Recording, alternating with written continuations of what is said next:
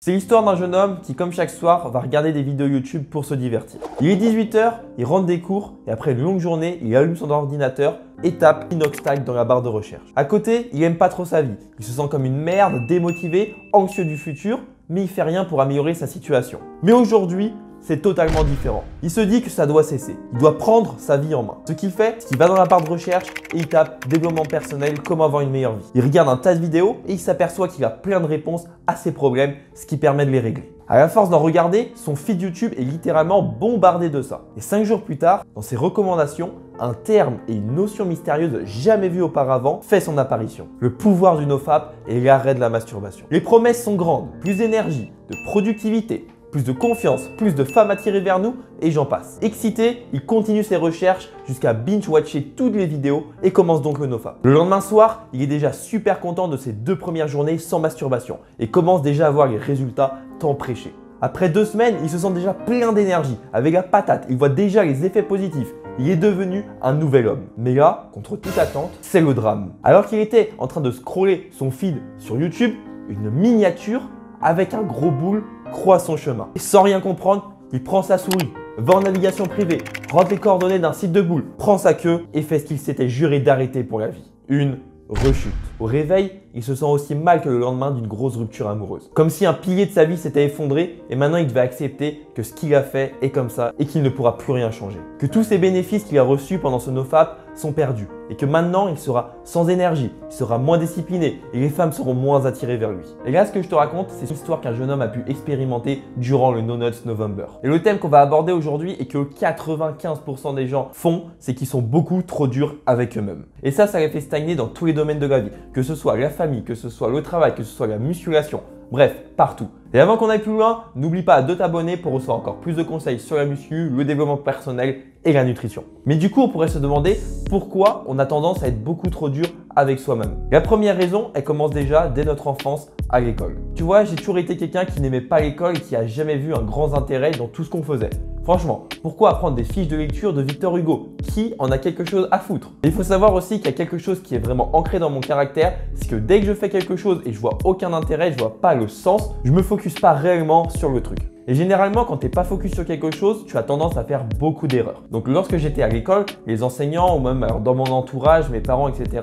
me blâmaient énormément pour toutes les erreurs que je faisais. Comme si chaque erreur que je faisais était quelque chose de mal, comme si le monde venait à s'écrouler. Par exemple, tu vas recevoir un 7 sur 20. Tout de suite, on va te dire que tu as fait de la merde, que tu n'as pas révisé et que c'est vraiment pas bien et qu'il va falloir plus se bouger le cul. Alors que peut-être c'est parce que tu n'as pas compris une notion, peut-être que tu n'as pas les bonnes méthodes de travail. Bref, on te blâme vraiment pour cette erreur. Et en plus, le pire, c'est que quand je faisais bien quelque chose, tout de suite, j'avais beaucoup moins de retours. Et j'ai donc inscrit leurs réactions dans leur cerveau, ce qui a fait que j'ai répété le même pattern, mais pour moi-même lorsque je faisais des erreurs. Tu vois, dès que je faisais quelque chose de mal, je me tapais limite sur les doigts et je me disais, mais purée, mais t'es con, comment ça se fait que tu aies fait cette erreur? Bref, j'avais une mentalité qui me menait nulle part. Et d'ailleurs, il est super intéressant de noter que la plupart des choses que tu as appris, que ce soit avec tes parents ou à l'école, sont totalement erronées et sont vraiment pas les bons codes si tu veux avoir une vie qui a du succès. Et tout ça, ces mauvais schémas, ces mauvais patterns que tu as appris, il faut apprendre à les déconstruire petit à petit. Dans mon cas, j'avais énormément de patterns ancrés en moi et ça a pris à peu près 2 ans à enlever la grande majorité,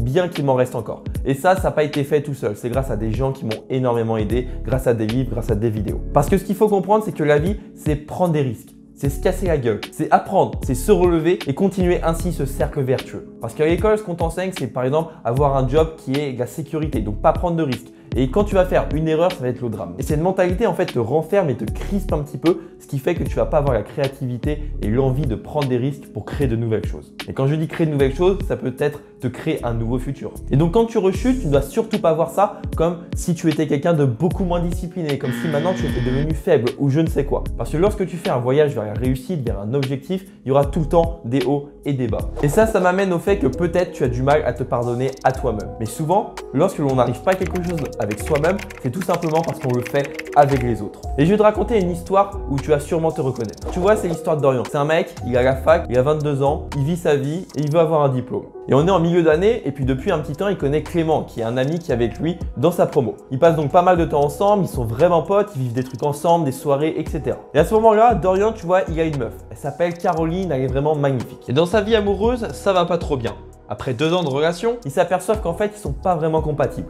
L'amour passionnel du début s'est un peu envolé. Les deux n'osent pas vraiment se quitter et restent un peu ensemble par défaut. Et Caroline, qui connaît Clément, l'ami de Dorian, le trouve super drôle, charismatique et en plus beau gosse. À chaque fois qu'ils se voient, le feeling passe super bien. Ils rigolent ensemble, etc. Et plus ils se voient, et plus les choses s'accélèrent. Le rationnel laisse place aux émotions qui deviennent de plus en plus incontrôlables. Un soir, les trois sont organisés dans une soirée entre potes. La soirée se passe bien et vers les 1h du mat, Clément et Caroline décident de s'isoler un tout petit peu pour parler entre eux. Ils discutent et là, ils se dévorent littéralement des yeux. Ils sentent tous deux qu'ils ont un désir mutuel. Tu vois cette sensation quand tu regardes une fille dans les yeux et tu sens qu'il y a vraiment quelque chose entre vous. Et au bout d'un moment, Clément s'approche tout doucement et pose ses lèvres sur celle de Caroline qui, sans aucune résistance, se laisse embrasser. Oh non! Oh non, pas ça! Pas aujourd'hui, pas maintenant, pas après tout ce que tu as fait! Ça part tellement vite qu'ils décident de s'isoler dans une chambre et faire ce qu'ils ont à faire. Le lendemain, Caroline, pleine de remords, explique tout à Dorian en larmes. Et là, lorsqu'il apprend ça, c'est comme si le monde s'écroulait sur lui. Tu vois, dans cette situation, c'est très dur de pardonner à quelque chose comme ça. Mais en fait, si tu pardonnes pas, cette histoire restera comme une blessure ouverte remplie de poison pour ton cerveau. Comme si c'était une plaie qui ne pourra jamais se cicatriser. Et tu te doutes bien que vivre avec un poison émotionnel, c'est pas vivable sur le long terme. Ça va vraiment littéralement gâcher ta vie. Bien sûr, si tu es dans cette situation, je vais pas te dire de redevenir pote avec lui et te remettre avec ta copine. Mais ce que je te recommande, c'est d'essayer de voir si tu n'as pas une part de responsabilité dedans. Par exemple, tu restais avec elle par défaut. Ensuite, reconnais leurs erreurs et ne porte pas de jugement dessus. Et pour finir, dis tout fort, je vous pardonne. En fait, chaque être humain fait de la merde, fait des erreurs et a des défauts. C'est comme ça. Tu peux pas en fait attendre que ces personnes soient littéralement parfaites. Et toi non plus d'ailleurs. Tout ce process de pardon que tu ferais envers Caroline et Clément, c'est littéralement ce que tu dois faire pour toi. Alors si tu t'es branlé en plein mois de novembre durant le NoFap, si tu as mangé un fast-food, si tu as trompé ton partenaire, ce qu'il faut faire, c'est vraiment prendre la responsabilité de ton erreur. Ensuite, dis-toi que tu es humain et qu'on fait tous des erreurs. Puis, retiens absolument la leçon pour surtout pas la refaire. Et ensuite, avance pour devenir une meilleure personne. Et attention, ne me faites pas dire ce que j'ai pas dit, je n'encourage pas les gens à tromper leur partenaire. Maintenant, si tu veux rejoindre Body Changer, l'accompagnement pour t'apporter un physique qui te fera gagner confiance en toi et améliorera tes relations sociales, tu as juste à cliquer sur le premier lien en bas. Tu auras un programme personnalisé pour te faire prendre du muscle même si tu as l'impression d'avoir tout essayé. Avec ça, un programme de nutrition et des recettes faciles et rapides pour te faire prendre du poids malgré que tu sois ectomorphe et que tu n'aies pas d'appétit. Et pour finir, une correction des exercices, le point le plus négligé par 98% des pratiquants et qui fait que tu restes toujours au même niveau. Et l'objectif final, c'est de t'apporter 10 kg en 90 jours pour que tu aies une estime de toi-même qui soit à son plus haut. Si tu as aimé la vidéo, mets un petit like, abonne-toi et mets un petit commentaire. Et moi, je te dis à la prochaine.